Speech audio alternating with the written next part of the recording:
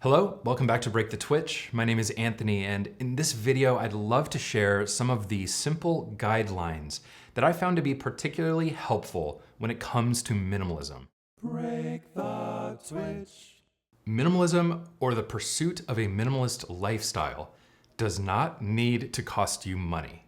It's very easy to look at the Scandinavian minimalist aesthetic magazines and Instagram and feel like that's what we need our own home to look like. Really, if you just focus on removing clutter from your home, that is a great step, and that can be minimalism. It doesn't mean buying a bunch of new things that have a certain aesthetic to them. Minimalism is dynamic, not static. And that means that the way you practice minimalism will change over time. While it is really nice to reach a point where you've decluttered quite a bit and you feel settled in your current environment, know that that will change over time, and it's okay to practice different forms of minimalism as you go. So let it evolve and let your life tell you what it is you want more of and what it is you want less of. Declutter first. Organize second. This one came from my friend Joshua Becker of Becoming Minimalist. He says, don't organize what you can throw away. So the things you can get rid of, don't spend time organizing them first. Start with decluttering, then create your organizational systems to help organize what you have left. One of the goals of minimalism is to make it so that things and the pursuit of acquiring more things simply don't get in the way of you doing more of what matters. So most of the time that means removing things you don't need and stopping the inflow of acquiring things you also don't really need. Doing this will allow you to do more of what matters to you. Just like you might have found out the hard way, there is no number of items that you can acquire and gain and own that will make you happy forever. There is no number of items that you should have less than that will do the same thing. Obsessing about only owning 100 items is maybe just as bad as obsessing about acquiring more and more and more. So find a balance that works for you, but try not to get too focused on any one rule. That's why I call them guidelines. There are quite a few studies out there that say experiences will make you happier longer than purchases will. But there's also a recent study that came out that said it's actually the intentional purchase of both that will make you the most happy. So realize that the impulsive purchase of trips and experiences is probably just as bad as the impulsive purchase of physical things. So do both with intention, and that is what will make you the happiest. That's been our experience as well. Another goal of minimalism is to help you build self-confidence.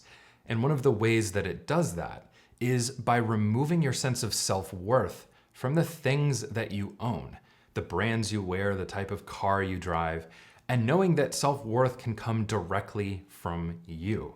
It doesn't have to be any of those external factors. So if you're reading an article or watching a video that makes you feel like you're not enough because of minimalism, to me, that is some bull, but that's just my opinion. Use the decluttering process to build your decision muscle. Start small by just getting rid of a few things and then ramp up. As you make more and more decisions about what you want in your life and what you don't want in your life, you will see that you'll get better at making that decision. It's that decision-making skill, that muscle, that when you build it up to a point where you can flex it at any time, is what is going to make intentional living so much easier for you. This is one of the primary benefits of minimalism to me. It's building that decision muscle so that you can make better and better decisions about what you actually want and what you don't want in your life. Minimalism is simple, but it's not easy. If minimalism were easy, it would be the default. We would all be minimalists. So realize that minimalism is not a practice that is supposed to get you laying on a beach 24/7, retired, or living the easy life. It is a process of removing distractions so that you can tackle bigger and bigger challenges in your life. You can do more meaningful and rewarding work, and you can contribute at a level that was not possible before. These are the things that, to me, build contentment and are incredibly rewarding. So realize that minimalism is great, and regardless, it is a way to reduce the clutter and do meaningful things in your life. But it's not about kicking back and not doing anything. It's about pursuing greater meaning and higher levels of contribution in your world. Minimalism helps you deliver. It helps you finish. We all know what it's like to have too many projects going on, too many unfinished tasks and loose ends. Minimalism helps you remove the less essential projects, stop taking on so much, and actually deliver on the things you're working on. It helps you finish what matters most. I've seen this to be true in my own life, where I've been able to finish major projects that previously I would not have been able to do because my attention would have been so scattered. So use minimalism as a way to not just get rid of physical items, but also remove the project clutter, the debt that you feel to different projects in your life that distract you from being able to finish anything at all. If these minimalism guidelines resonate with you and want more of this stuff, I highly recommend you check out the new Break the Twitch member community. It's a private Slack channel, a bunch of audio courses, live streams, and stuff we're doing behind the scenes for members only. You can check it out at breakthetwitch.com/community to find out more.